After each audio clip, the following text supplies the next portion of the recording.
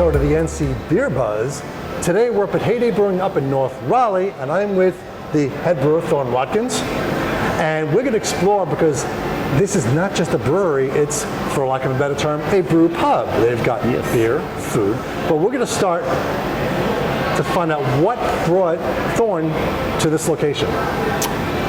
Yeah, so I guess it was kind of a long journey before that COVID really had a good impact on it. So, so I started brewing professionally up in Northern Virginia, a place called Old Busted. I started my way up from the bottom, floors, kegs, that whole thing, and then started running that place after about 2 years there, and then decided to leave there in about 2019 for this small place out of state, and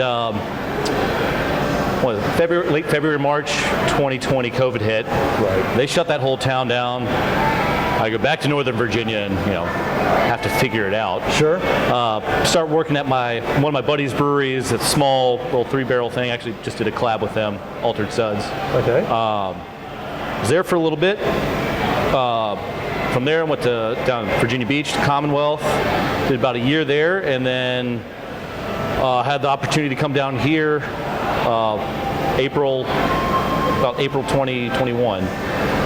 So it was kind of a, jumping around to 3 different spots. Sure. Right after COVID, It gave you a whole bunch of different experiences. Now, right. Do you see any differences between like the Virginia market and this market? Yeah. So the main thing I noticed was what North Carolina breweries seem to do is have a lot of locations. Okay. And like no other breweries. Right. So in 2013, when we first got started, everyone was, doing the big distro model. And then after, about a year of that, people were like, all right, we can really hammer it. Let's double our capacity, start a new production facility, and then not. And what people down here do that seems to work pretty well is, all right, well, we've got capacity. Let's hit Apex, let's hit Durham, let's hit Raleigh, and all sustained by one production facility, which seems to be a very smart way to do it, because bar isn't as expensive as putting a bunch of stainless. Putting in a brew house. So that was the main thing. Other than that, the same kind of thing. People might have different arguments. IPA is still king. Same things in Virginia. Everyone's still drinking IPA. Seltzers are still a thing. But that's pretty much the trends I've been following. I've got, I think, 7 or 8 IPAs on right now. Wow. And then just a bunch of other stuff that I wanted to brew. So that's cool. Pretty fun. So this place is not only a brewery, but it's also a training center. Yes. Wake Tech, which they're back there. Yeah, they're right across the street, pretty much. So how does that work out for you? Clay, who's he's the guy that runs the program. He's been involved in the Raleigh beer scene for a while. He's worked at a couple breweries. He's the director of that program, and essentially they'll do a lot of classwork over there. They have a 1-barrel pilot system over here, so the students will actually come in. They'll work with Clay and actually design the beer themselves. They'll name the beer themselves, and they'll brew it themselves over here, and they get to go through the whole, whole hot side, whole fermentation side to packaging. Hands-on experience, basically. Yes, yeah. They're actually turning valves, which seems to be like a very overlooked thing in a lot of like online stuff. Sure. So it's really cool. You get to see them come in, and then we'll put the beer on draft, so they get to have their own like little release parties, and we get to sell the beer to the public, so they get feedback. They get to, which is great. Get public evaluation of beer, which is probably the most terrifying part of like getting involved in beer. Is like, oh hey, people are going to drink this, and they're going to have opinions on it. Oh sure, it's not like it's your friends and family that'll love it no matter what. Right. This is it's the public is trying your beer, and this is the real test. They have Untapped and Yelp, That's right. Yeah. But yeah, it's really cool. I like the way Clay describes the way they come up with recipes, and especially the beer names. He's like, it feels like English Parliament, where I'll have like one half of the class yelling at the other until I have to step in and be like, okay, we just won't put rye in this or something. It's pretty funny. But yeah, it's a good program and a good opportunity for people to get actual hands-on experience. And they said, especially in a system like this. So what have we got set up in here? Yeah, so this is a 2-vessel, 7-barrel system, which is kind of, again, what attracted me to this job, like pretty much doing predominantly commercial production scale brewing. I've done 15, 20 barrel and 30 barrel brew houses. I've always wanted to just do a 7-barrel brew house, sure. which, obviously it's less time, less packaging, which is huge. So yeah, it's pretty great having just this 2-vessel. I can turn a batch in, depending on how intense I want to do, in about 6 hours, which isn't bad. And then I've got 8 fermenters, so I've got enough room to, get my cores, not flagships, because we don't use that term anymore, but right. like our core beers, and then all the experimental stuff on the side. So it really facilitates that. And then a couple brights, canning line, kegs. Nice. It's pretty easy, and 99% sold right out there. So. And I'll show you in a bit, stacked fermenters. Stacked fermenters. I mean, I've never seen this. I've seen them horizontal, but I've never seen them vertically stacked like this, which is really great use of space. Yes. Again, I'll fill the bottom. I'll fill the bottom ones first, and when I need to, go up top. It's fun lugging fruit, dry hops all the way up there. Yeah, I mean, it's hot. It's not just it's a lot up there. Yeah. So one of the things I found on the website for Heyday, it says Heyday Brewing is a combination of beersmiths, dreamers, and culinary experimentalists who believe that good food, good drink, and good music are the key ingredients to a good time. So why don't we just check out the good beer first? Let's do it. So our first stop is going to be at the bar. And basically, like you said, there's a ton of selection to have. So give them an idea of what they can have when they come here.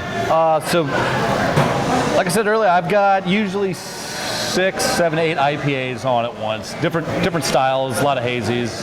They'll throw in like a West Coast, just gotta have a West Coast. But how about a cold IPA? Cold IPA, I have lagers.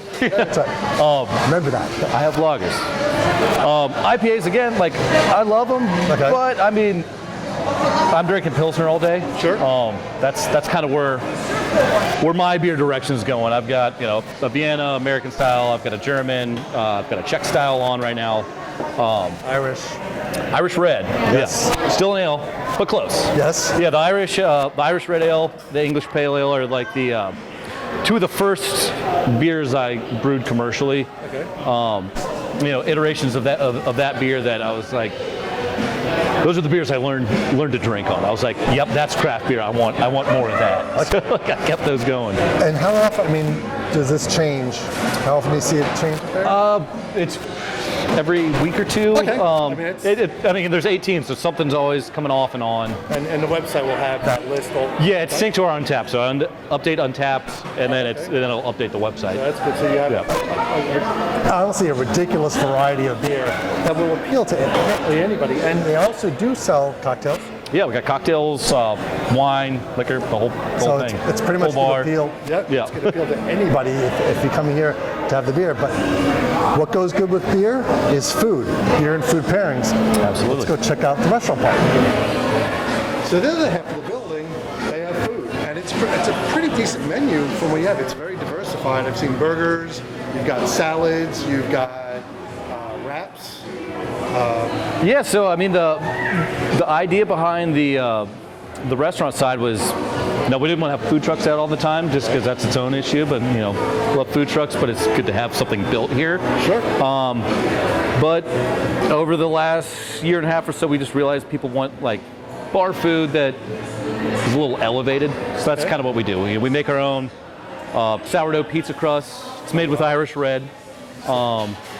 We use that in a couple different things. I don't know what else, but I know they take gallons of that a day to make at least pizza dough and other stuff. Right. Smash burgers, chicken sandwiches. So just kind of normal bar food that's accessible but like elevated. And like you said, you're kind of mixing in the brewery with the food by cooking with it. Oh yeah. Which actually helps a beer and food pairing because it'll come through a little bit, but nothing's better than when you take a bite of food and you wash it down with a beer that pairs so well. Right. It's magic. And here, the magic is right here. Right. Yeah, I think the other one's the beer cheese. Which really? good luck opening a brew pub without beer cheese, because that's all people want is beer cheese. Wait, I mean, and so that you're going for all levels, like you said, from pub food to an elevated level. Right. Of pub food. But it's still, I looked at the menu because I was wondering what they had, and to see the variety is great. So you have a great variety of beer as well as a great variety of food. Absolutely, yeah. Don't want to let people get bored, you know. And you know, we've got a smoker out back, so like when we have the time and the opportunity, we'll have a brisket, pork shoulder out there all day. Nice. Oktoberfest is going to have a big pig picking, so we got to come out for that. There you go. Yeah. Cool. Sit back. So now that we've seen everything, people who have never been here before, what is the expectation when they open the doors? What do you want them to experience?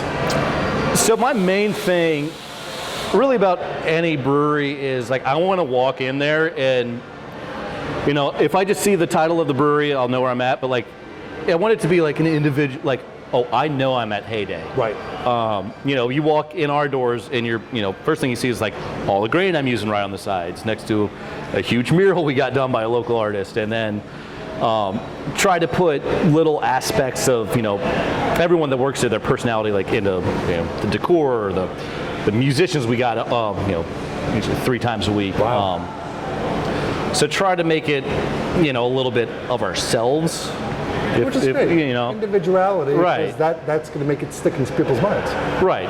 And again, like I don't just want, you know, a sign that says cold beer and that's it. You know, like that's been done a million times. So, and then just kind of a unique experience. I mean, I have, you know, I think outside of the Wake Tech beers, which they have 2 on right now, I think I have 18 on draft right now. Wow, that's a nice. That's the experimentalist part. Like, sure. Again, the core beers, like I'll usually always have those, but you know, I'm a brewer. I want to do stuff. Yeah, you want to play around. It's like the first barley wine I ever brewed on a commercial scale, I did here because I was like, why not? Yeah, I did it last summer, so maybe not the best time to do it, but you know. Well, you know what? It's like stouts. There's not a season for stouts. Right. The people that know. They appreciate know. it no matter what time of the year it is. Yeah. Well, cool.